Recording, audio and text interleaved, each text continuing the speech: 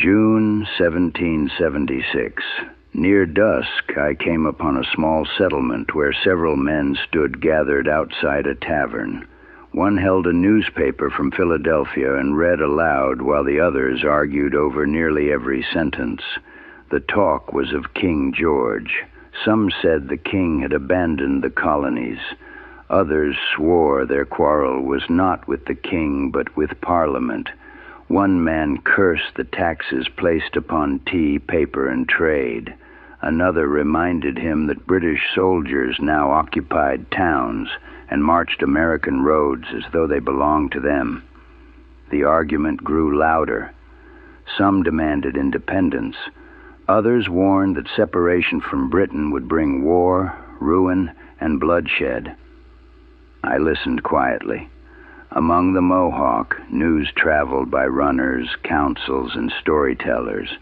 Here, men crowded around a single printed sheet, treating it as though it carried the voice of the entire continent.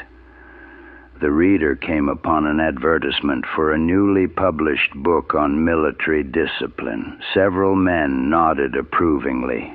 "Every man will need to know soldiering soon enough," one of them remarked. That caught my attention. The men were no longer merely arguing about freedom. They were preparing for war. The reader then moved on to other notices. One advertised for a young woman who could teach children reading, spelling, grammar, and writing. The men paid little attention to it, but I did. I wondered what such a life might have been like. A schoolhouse full of children learning their letters while a teacher guided them through books and lessons. My own education had come from forests, rivers, hunting trails, council fires, and long journeys. I had learned from hunters, warriors, elders, and storytellers. The wilderness had been my schoolmaster. Yet I could not help wondering about the knowledge carried inside those books the settlers valued so highly, the reader continued.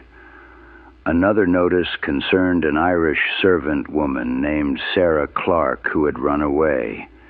The paper described her appearance and clothing and offered a reward for her return. That caught my attention as well. Everywhere I listened, men spoke passionately of liberty and freedom, yet here was a woman whose escape was treated as a matter for public notice. The more I listened, the more I realized that freedom meant different things to different people. Then the reader came upon a passage warning that Britain might call upon Hanoverians, Hessians, Canadians, Indians, and others to aid the crown. Several men muttered uneasily at the mention of Indians. I remained silent.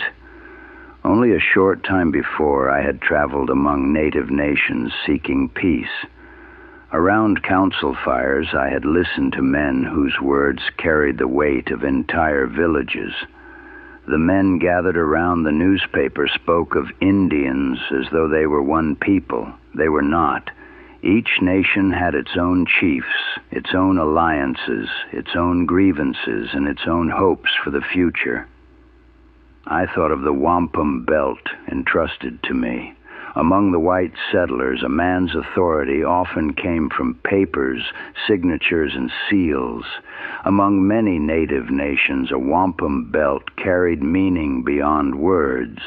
It preserved promises, marked agreements, and gave a voice where no words were spoken. That belt had opened doors for me that no musket could open. Men who did not know me had listened because they understood what the belt represented. As darkness settled over the village, the men continued their arguments about kings, taxes, soldiers, and independence.